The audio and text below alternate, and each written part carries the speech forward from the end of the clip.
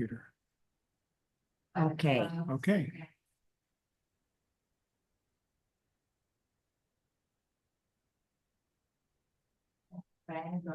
Oh, wow. Her name like the band. Okay. Oh, really? Yeah. No, we're Maserati was, no, we're Maserati was, that is big from that. Oh, wow. That was another big restaurant over here. Yeah, getting all the We need to Serranos. pin Steve. Andy, I mean, excuse me. You know the. Serranos. No, Salerno. I'm trying to pin Andy. He's still not getting. Because he's gotta be pinned. Oh, Salerno. Salerno. Yeah. Their website, right? All right. Like what? Like Saturn show. There we go. Their website. But it's on. Already helpful when I. Kimberly, Kristen Kramer, and Steve Atwell, and Salerno. and the phone number. That's Mary Hale. Okay, Oh, my man. that's it. Whenever you want. Hi, everybody. I do all here. I'm speaking through my portable mic for the people on Zoom, and I'm speaking here to all of you. Where it's working. Everybody's able to see the caption, okay? Yes. Perfect. Thank you, everybody on screen and here in person. Welcome, welcome. Nice to start first. Chance to try out this room here at the Sunset Hills Community Center. So far, I'm so good. Next time it won't be so complicated, I hope. Anyhow, welcome. And we have a guest speaker, Andy Chandler, who's the guy in the box all by himself. I got to meet him at the hearing loss convention in Phoenix, where it was nice and hot, 115 degrees, I think. Oh, wow. Yeah, it was nice and toasty, so it was great to be inside. Anyhow, Andy, I'm gonna let you explain how you know all you know with cybersecurity, okay? So I'm gonna let you tell us a little bit about yourself before we get started, okay? Uh-oh, I'm not hearing him. See, I'm not hearing him. Just a second. Our tech guy's coming Someone turn back. now you can hear me. Someone turned my audio off. Okay. Okay, I turned it back on. Okay, isn't technology fun? That's a very sarcastic tone there. Okay. Yes, my name is Andy Chandler. I'm delighted to be here with you this afternoon. And I wish I could be there in person in St. Louis because I actually grew up in Kansas. Spent the first 55 years of my life in Kansas. And my family, we had family in St. Louis, and we would make many trips there. So I have very fond memories of your beautiful town. But 10 years ago, I moved to Maine to finish up my career as a cybersecurity professional. I just retired this year in January. So I've been continuing to stay in this field by doing these cybersecurity awareness presentations, not only to HLAA groups, but to AARP groups as well. So I'm happy to keep my foot in the game, so to speak, and delighted to have the opportunity to share my presentation with you this afternoon. Shall we get started, or do we have any other business to do?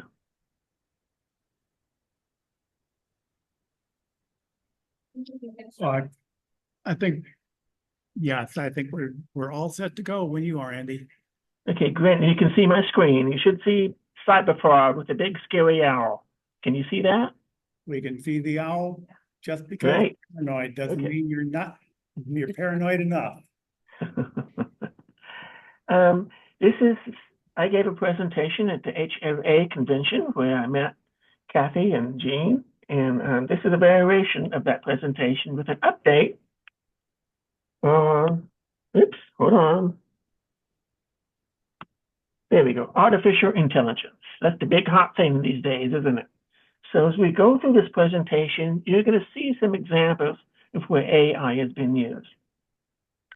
In addition to the use of AI, we'll also talk about how cybersecurity fraud ties into hearing loss, and I hope you find that interesting. Real quick appreciation for my sponsors. When I came down to Phoenix, the Maine Down East chapter paid for my way to come down here. And then my friends with the Audible Talkers Toastmasters group, which is a hard of hearing group for Toastmasters people, gave me a place to stay. Again, as I mentioned, I retired just recently. And honestly, it took about 10 months to finally get comfortable with retirement.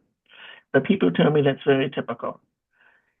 10 years ago, my wife and I decided we wanted to change the scenery, so we moved to Maine, and we absolutely love it here, especially this time of the year.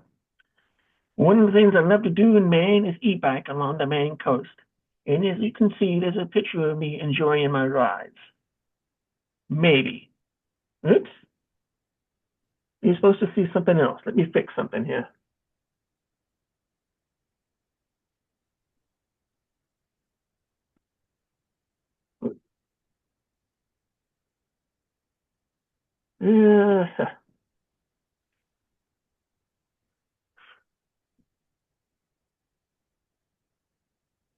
There we go. Sorry about that. I ruined my joke.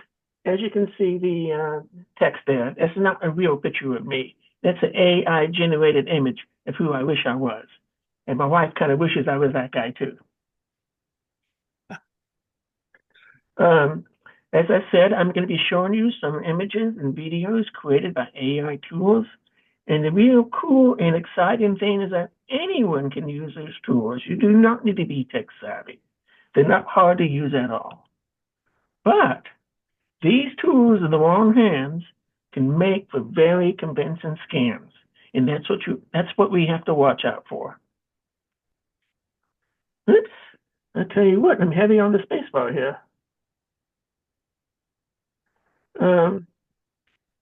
Perplexity.ai is one of those chat GPT engines out there. And I asked it, give me the dangers of AI fraud. And these are the things it listed. The big thing is the erosion in trust in digital communications. When you are on a review site and you're looking at reviews at a restaurant, you're going to see reviews generated not only by human beings, but AI engines as well. And it's very difficult to tell the difference. The lack of trust can lead to financial losses and identity theft. And the real danger is the manipulation of public opinion. And unfortunately, we are seeing a lot of it in this election season. And with AI, we have the potential for large-scale fraud attacks, especially by nation states. Here's the basic truth. You will not be able to distinguish the real from the AI. Whether it's pictures, phone calls, social media, news stories, whatever. You're going to have to ask yourself, did a human create this or did AI? Here's the Pope walking around in a puffer jacket. Is that real? No. This picture actually went viral several months back, but it was a clever example of what AI can do. And AI is also helping scammers trick clever people who should know better, such as your banking institutions. And I came from banking before I became a cybersecurity professional, so I'm well aware of what my peers in the banking industry are doing to try to counter AI. But even they are having a difficult time with defending themselves against AI scams. The question for you, can AI be used to manipulate public opinion? Absolutely. For example, have you heard the story of a man who lived in South Portland who was arrested as a hoarder because he had 58 cats in his house? That's me. No, not really. That's not me. This was a story I was able to create with an AI engine simply by typing in, create a news story about a South Portland man who's a hoarder and has 58 cats. And this is what it created in seconds. That's all it took. Oh, I'm going to show you a cool, I just heard this news story. It came through the news wire yesterday.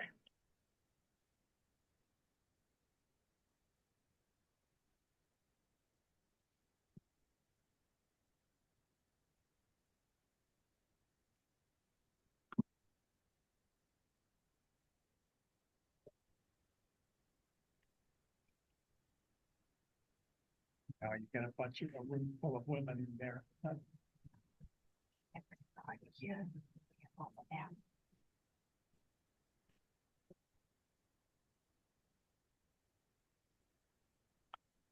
Yay, Medicare is finally covering hearing aids. Really? I don't think so. Unfortunately, that's not true.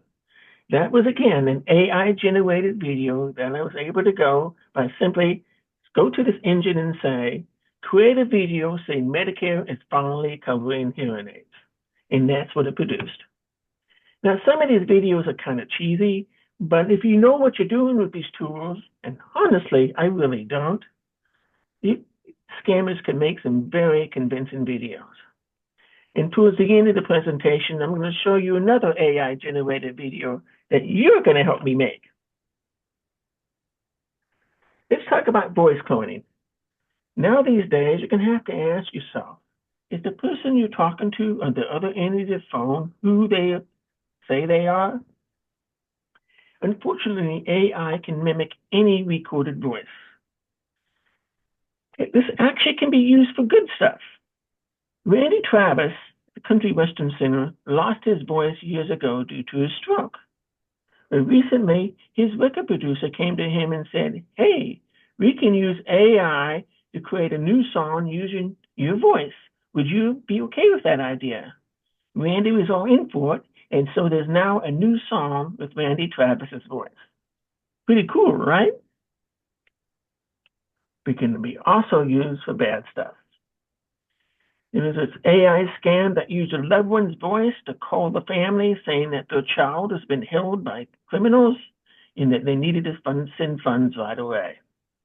But because the scammers were using the child's voice, it sounded very convincing to the parents, and they did send the money. And here in New England, in New Hampshire, back in the primary season, this thing really happened, where there was a fake Joe Biden voicemail going around telling Democrats not to vote in the primary. And as we get closer to November 5th, I imagine we'll see lots of fake robocalls. So what can you do about these scams and AI-generated scams?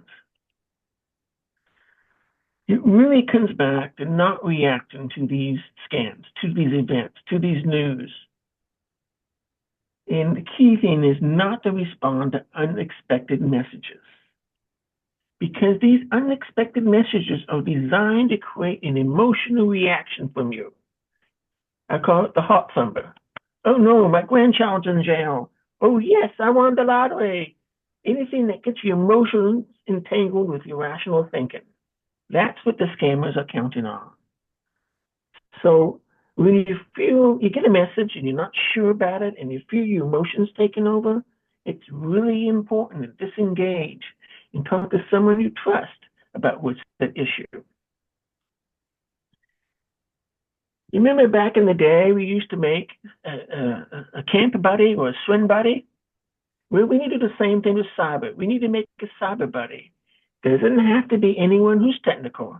It's just somebody, a friend, another family member that you can call up and say, hey, I got this message and I'm not sure what to do with it. Can you help me think it through?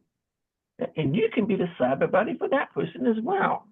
In other words, let's watch out for each other.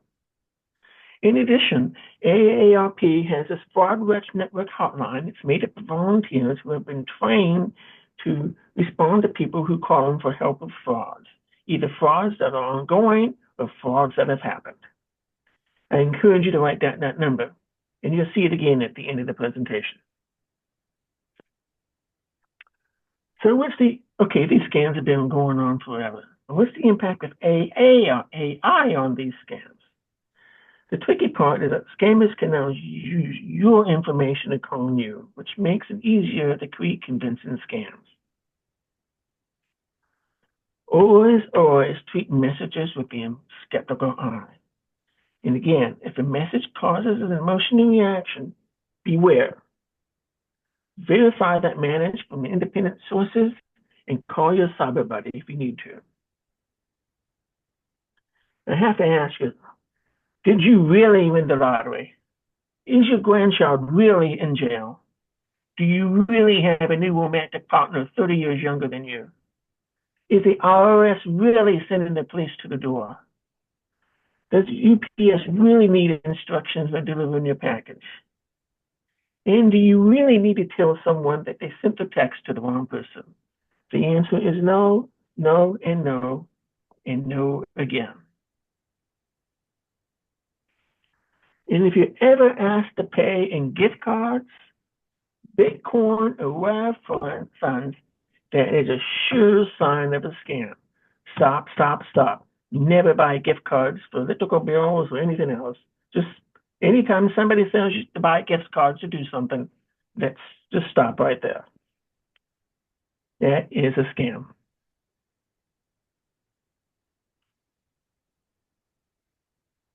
Okay, let's think. How do scammers reach us in the first place? We're typically messaging, email, text messages, phone calls, but social media as well, and dating sites.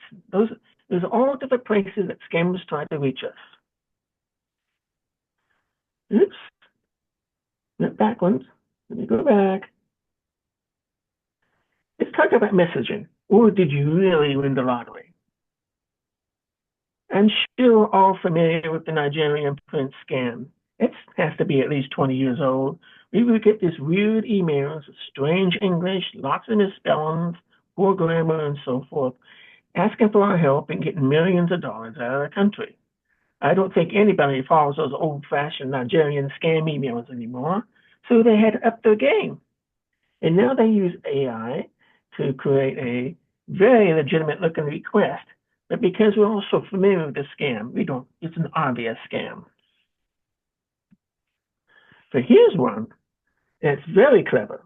It appears to be a most important message from Karen Lynch, the CEO of CBS, and she truly is the CEO, addressed to an employee named Curtis.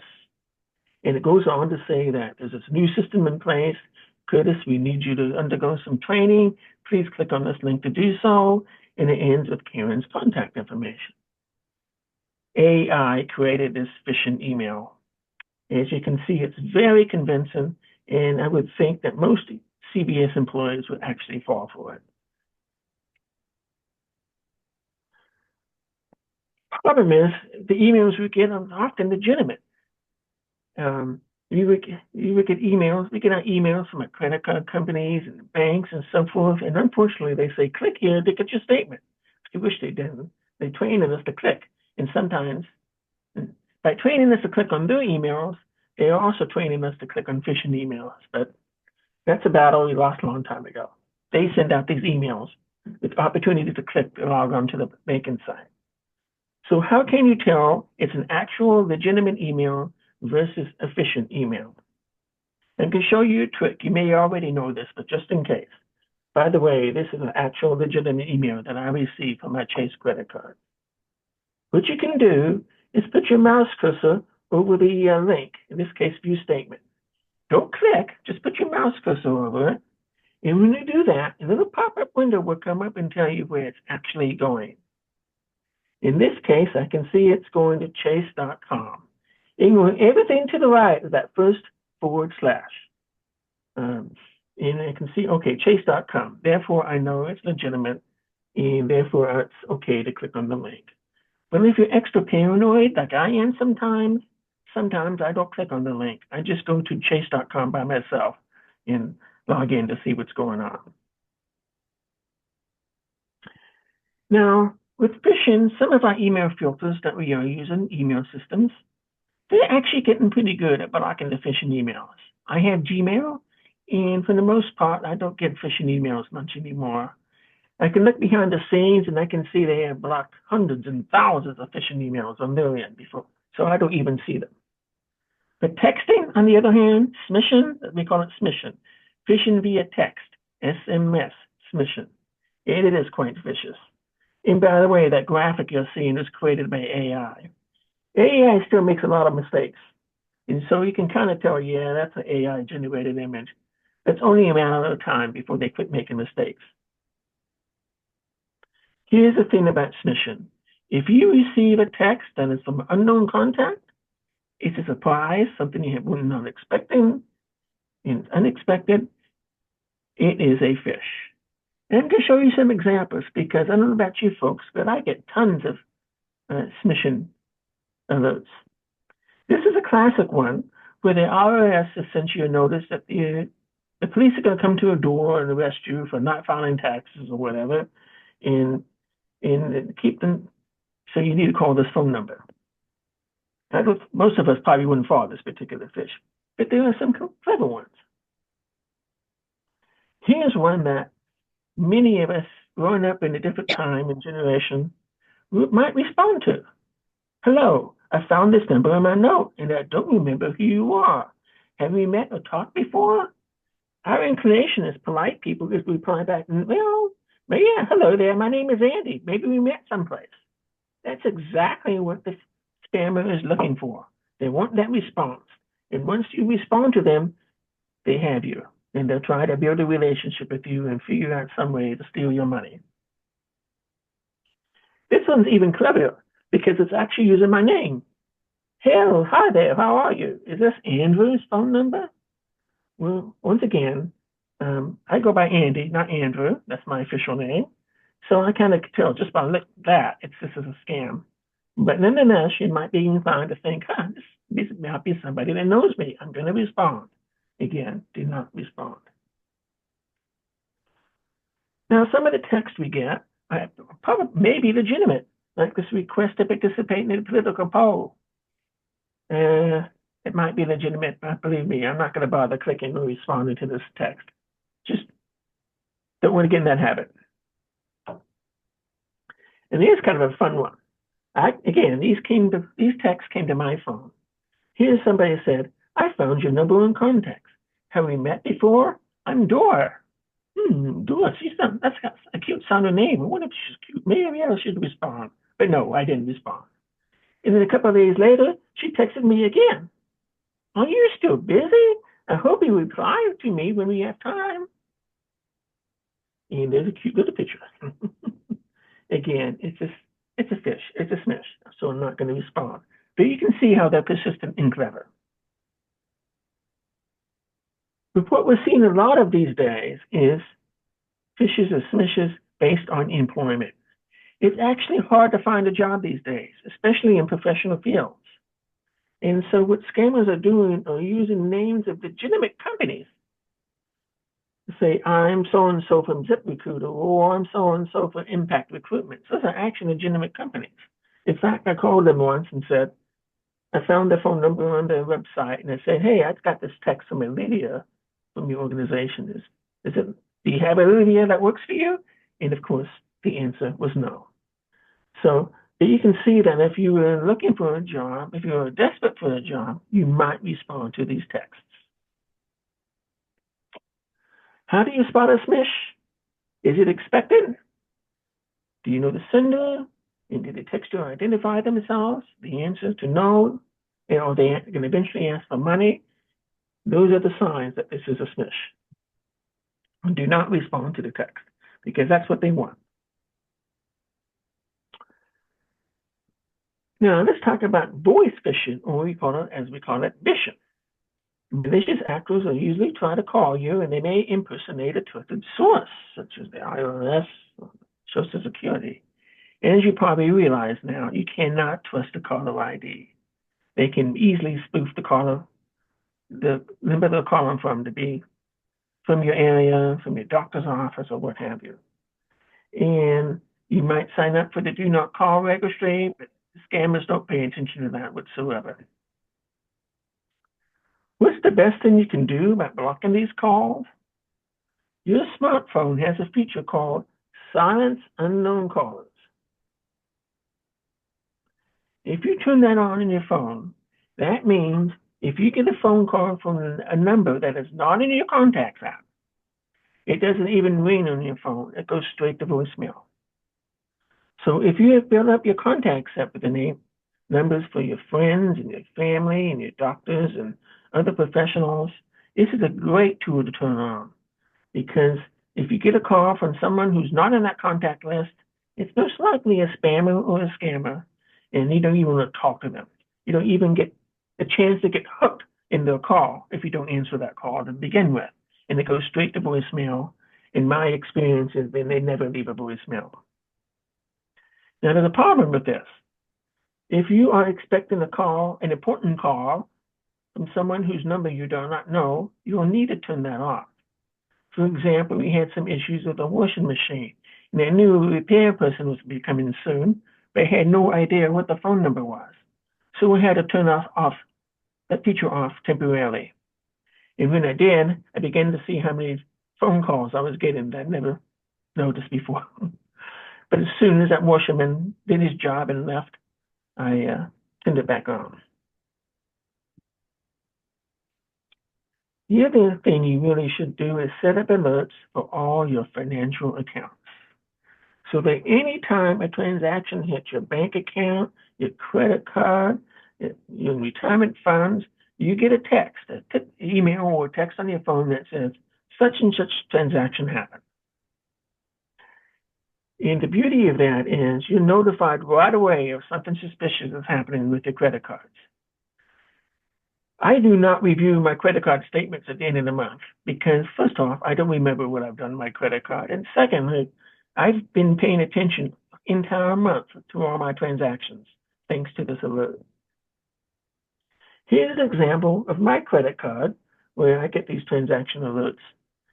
It charges to my Turnpike card, charges associated with Turnpike, health insurance. But I got something that's kind of fishy. The $2.75 transaction from the city of Portland, MA. MA is a state abbreviation for Massachusetts, not Maine. And often scammers and spammers will use a small credit card charge to see if it's legitimate before they go to town with it. So I looked into it, and it was just a mistake by the vendor. It should have been city of Portland, Maine. I'd indeed have a parking charge on that day. Remember these wise words from President Reagan? Verify, no trust, but verify. Great advice. But I want to tweak it a bit and say, verify first, then trust. Here's an example of an AI-generated image that made a mistake. 1, 2, 3 arms. Again, I want to recap what AI can do. It can create messages that would make your English teacher proud. It can learn about you from social media and data breaches. And with that information, it can generate personalized message that convincingly look like they're real. And when they respond to those messages, they can adapt in real time to any responses. And it's only going to get worse. We highly, highly recommend you turn on two-factor authentication for all your sensitive accounts, your banking accounts, your shopping sites, and so forth. So that, remember how this works, when you log into your bank site, you got your username and password, and then you get a text on your phone, and you have to enter in that special code. The beauty of that feature is that if the bad actors get a hold of your username and password, and they can, when they try to log in, they still can't get in unless they have access to your phone. There's a great comment by a retired FBI agent that says, if it's going to hurt if you lose it, like if it's going to hurt if you lose your money, validate it. Now, let's talk about how hearing loss connects with cybersecurity. Let's think about this. We are visual people, relying on our eyes instead of our ears. It's likely that you are reading the captions as opposed to following my voice. And as a result, we kind of avoid noisy places, don't we? Restaurants, coffee hours at church, parties, and so forth. Because it's so frustrating being places where you can't understand what's going on. As a result, we drop out of social events. There's a serious drawback. Oops, went too fast. And this is a statement you may have seen before. We don't hear with our ears, we hear with our eyes. I love that quote. And so we turn to technology, and technology has given us some wonderful tools. You remember the BlackBerry from before the iPhone came out? A lot of deaf and hard of people loved the BlackBerries because they had that keyboard, and that's how we message each other. And then the internet came along. We started using email, phones. With our BlackBerries, we were texting before it became cool. And then texting came out. And then we Facebook, Instagram, TikTok, other places we stay connected with our friends and family. And then the infamous dating sites. With all these wonderful tools, what is the problem? And you guess it, fraud. And here's where I think it really impacts people with hearing loss as well as older population. Loneliness. Here's a text I received that said, "Hello, how are you doing? Long time no see, I miss you." I could see if I was in a vulnerable state, let's say my wife had passed on, and I was living by myself, I couldn't get out of the house, I lost touch with my friends, and I saw this message that said, "Oh, somebody's reaching out to me. Cool, good, I want to connect, I want to talk." And I might reply to this message. The truth is that we are in the midst of an epidemic of loneliness. Even the Surgeon General has called it out. It is not just for people with hearing loss, it's for senior citizens, it's really nationwide. And it's something funny about even all these ways we connect online, we become more lonely as a result. Here we go. Let's think about what our preferred means of communications are. Face-to-face in a quiet room, right? With clear and distinct speech. The Holy Trinity, as we like to call it. And captions. Give me captions. And there's another AI generated image. I call that an AI fail. We all love our captions. And technology today has given so many ways to get those captions. You use them here in a Zoom meeting. Problem is, we become too reliant on digital communications and less reliant on personal relationships. And that exposes us to fraud in its many shapes and sizes, particularly when it comes to dating sites. This is a Wall Street Journal about a senior citizen who lost his life savings to a scammer. He had met a young Chinese woman, a young woman who said she was from China. They met via LinkedIn on a business social media site, and they talked about investments, and she convinced him to invest in some crypto vehicles. And he did so because she was cute and he was lonely.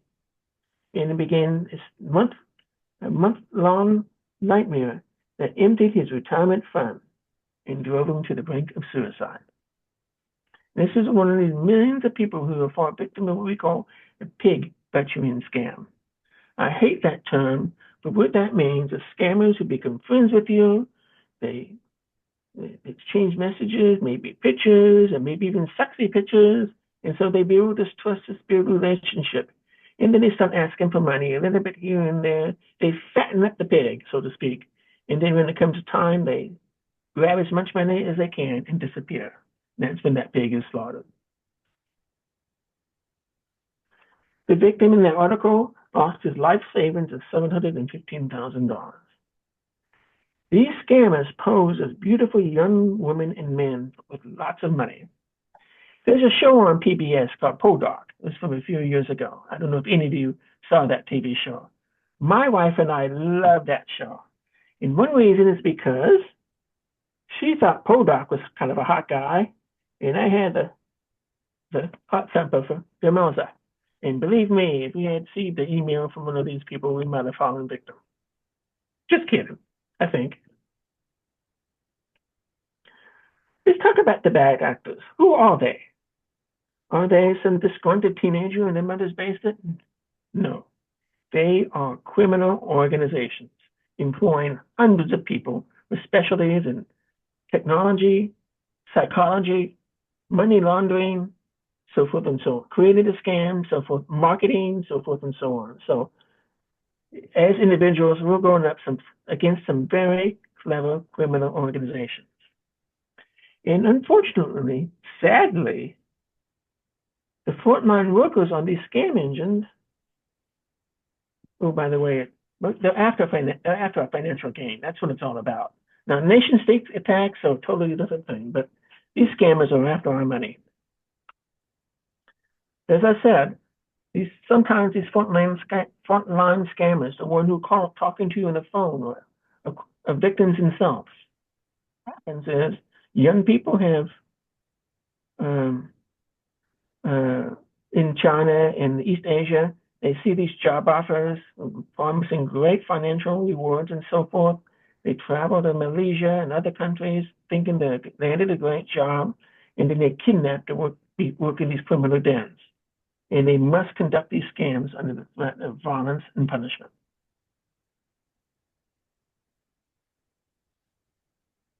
It's really a tragedy in many ways. Now, let's talk about myths. I want to emphasize that what you think you might have as secrets are not secrets. The criminals have your phone number and your email address. And they likely have your social security number and birth date as well, thanks to the Equifax breach a few years ago. They have access to your social media feed. And they may even purchase your internet history from legitimate data brokers. So if they're coming after you, they know a lot about you. And they use that information to con you. That's why it's so important to always treat messages with a skeptical eye. And if that message causes an emotional reaction, beware. Verify from independent sources or your cyber buddy. Now, I want to talk about something that's unique to us as individuals with hearing loss, and that's relay services.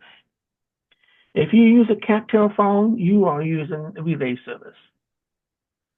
And these scammers will use those services to conduct a scam.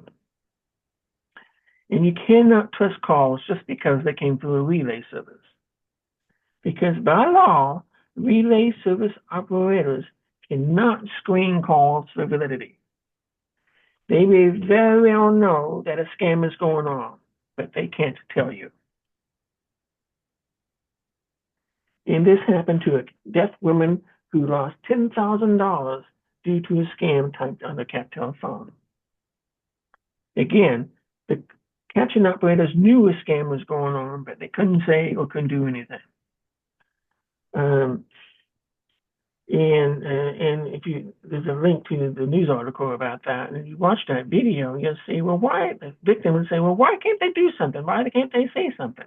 It's because of federal law protecting the privacy of the conversation. So, verify. This advice applies to all unsolicited calls and messages. If you always go in at the call from an unknown number, don't even answer it to begin with, but if you do, think in the back of the mind, is this the start of a scam? Especially when it involves money. 99.9%, I can guarantee you it's a scam. Okay, that's the first half of my presentation. I talk about scams and AI generated and stuff, and how it relates to hearing loss. The second half of my presentation relates to things to do on your end to protect your computer and your passwords from getting stolen by the criminal organizations. But before I go into that section, if I have time for it, any questions or comments at this point? Anybody?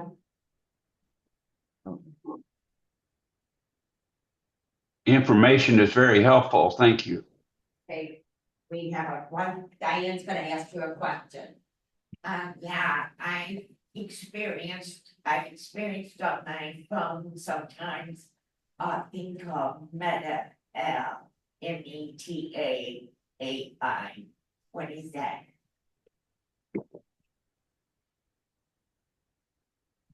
What is that? Oh, Meta AI. Okay. Yeah. Okay. All these different companies have AI engines, AI, artificial intelligence. Meta is Facebook. That's who it used to be. That's who owns Facebook, runs Facebook, and they changed the name of Meta a few years ago. They have their own AI engine, and it's called Meta AI. It's a perfectly legitimate engine. In fact, my son-in-law works for them. Yeah, that's again, if you're speaking specifically to Meta AI, that's a perfectly legitimate company. Just another AI engine. Okay, here's another question. How safe is it with people when you use Venmo for money transactions on the computer or your phone? Is that safe? Venmo. Unfortunately, the Zoom captions didn't come through for me. Oh, there it is. Oh, Venmo. Here's the situation with Venmo. That's a great question. Fantastic question. It's kind of complicated. When you're using it to pay small transactions to your friends and families, that's fine. The problem is that if you send the funds to the wrong person, the bank does not necessarily have to help you get it back. And so we've seen instances where people will say,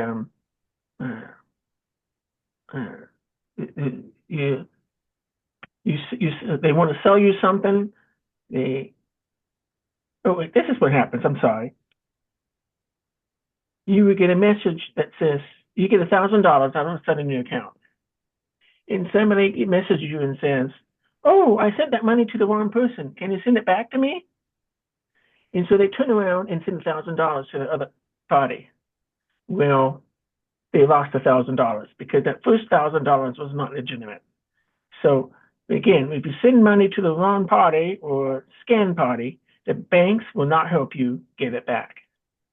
Now, when you write checks or credit cards or debit card, if your scammer takes that information and uses it, the bank is required by law to reimburse those funds if you report it in time. Venmo, not necessarily. So I hope I made myself clear. I think I kind of jumped all over the place. But again, I think it's fine to use it with friends and family in small amounts, but just be aware of the background and how it can be misused. Any other questions? Anybody else? Okay, nobody else seems to have a question at this end.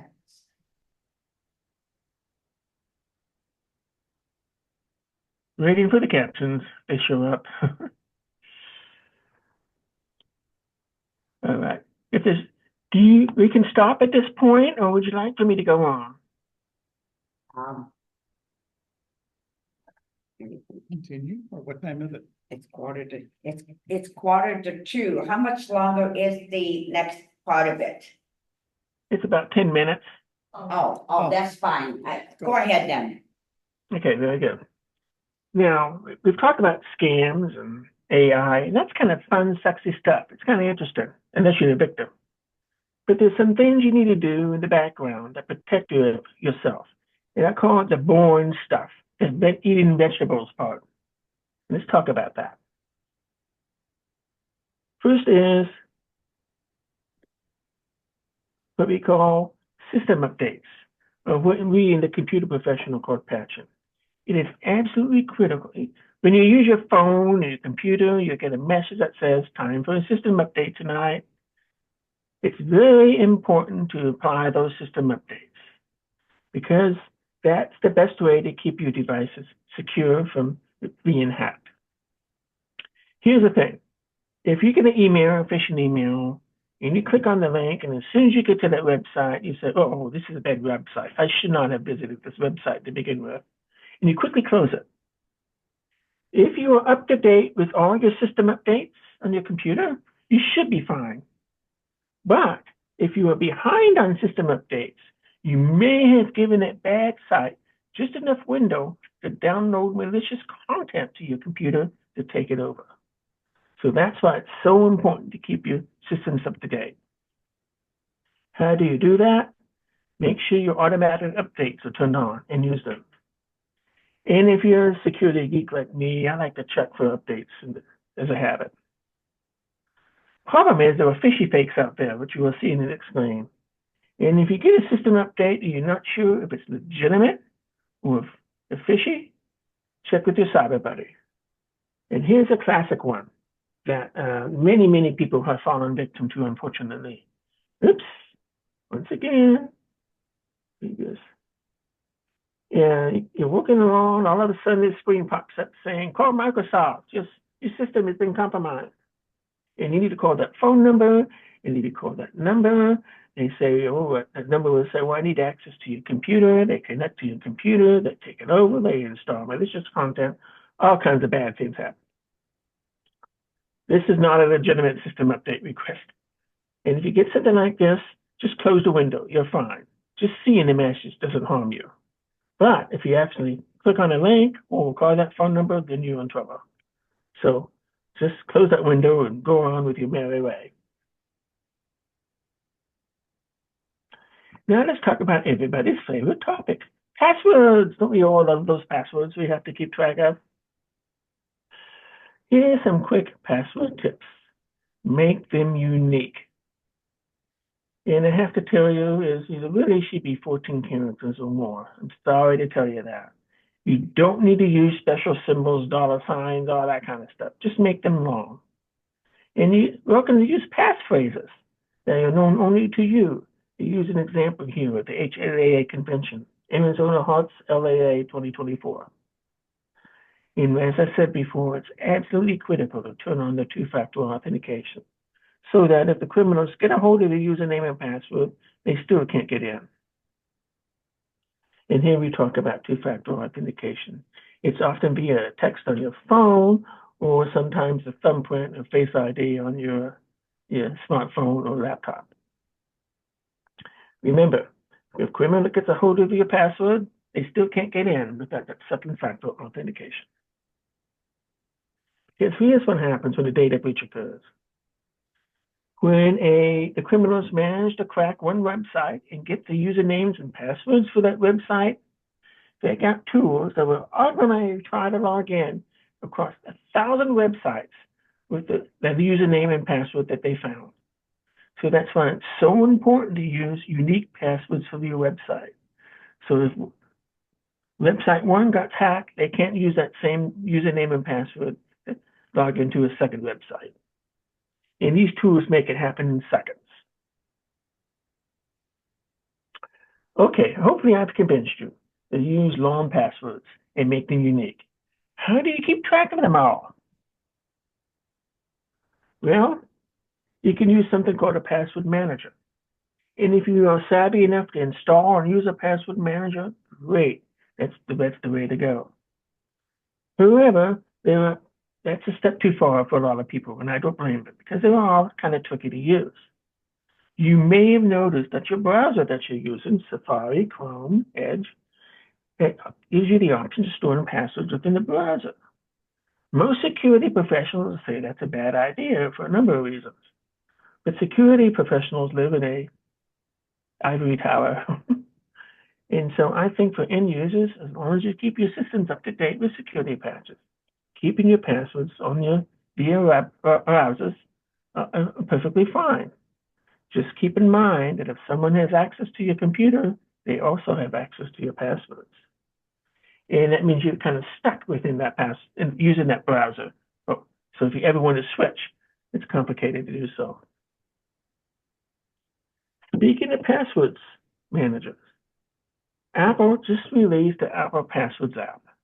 And if you're all in on Apple, like I am, I have a Mac, I have an iPhone, so forth and so on, you can use the Apple Passwords app to manage your passwords. It's very easy to use. I'm really kind of happy with it. And but again, you have to be in on Apple. You have a Windows computer, this is not going to work for you. But by writing them down, perfectly fine. What's the likelihood of someone from China is going to break into your house and steal your password list, right? Not going to happen. And it's actually safer than keeping them in a Word or Excel document on your computer. Because if the criminal manages to remotely connect to your computer, they're looking for those files. Whereas if you have it on a piece of paper, they can't get to it.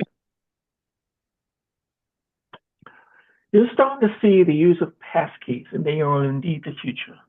Eventually, you won't even have to keep track of passwords anymore. You'll be using passkeys instead. What they are is they identify you to a device and by your thumbprint and by your Face ID, so that you log on your laptop. They say, okay, that's Andy's laptop, and then I have to press my thumbprint or Face ID, and then they let me in. Whereas if the criminals try to log into that website, they don't have access to my laptop, so they can't get in no matter what. There's a couple of challenges with that that they still are working on, and if it's do it by your phone, that's wonderful. But what if you don't have your phone with you when you're trying to log into a website? So there's some challenges with it, but it's coming. And they will eventually eliminate the need to keep track of all those passwords. We're getting to the end here. Here are my tips for internet safety. Don't respond to unexpected messages. Send calls from unknown callers to voicemail. Set up alerts on all financial transactions. Enable automatic updates in all your devices, and use strong and unique passwords with two-factor authentication. Remember, if you forget everything else I've told you, please remember this. Beware of emotional entanglements. Don't let your emotions override your rational mind. And if you feel that feeling upset or don't know how to handle something, call your cyber buddy or the AARP Fraud Watch Network hotline. They'll talk you down. Okay, we're going to have some fun. This is a website called b.io. You folks can use it, very easy to use, free to use. And what we can do is we're going to plug in a script that says, watch out, Hearing Loss Association America. There's a fraudster in your midst. His name is Andy Chandler. He claims to be a volunteer, but he's really a con man. And if you're not careful, he'll trick you. So let's watch that video. All I had to do was plug that script into this AI engine. And this is what it came up with.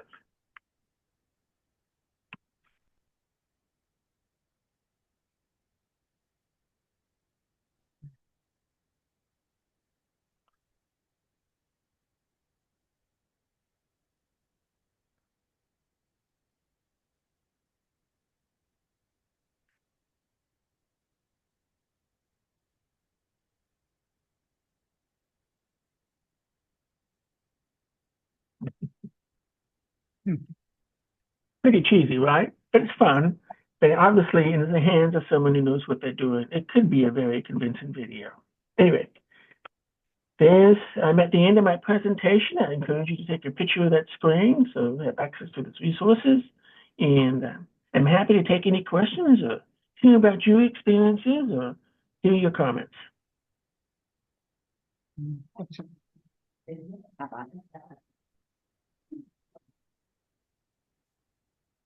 If anybody online has a question for Andy, please put it in your chat box.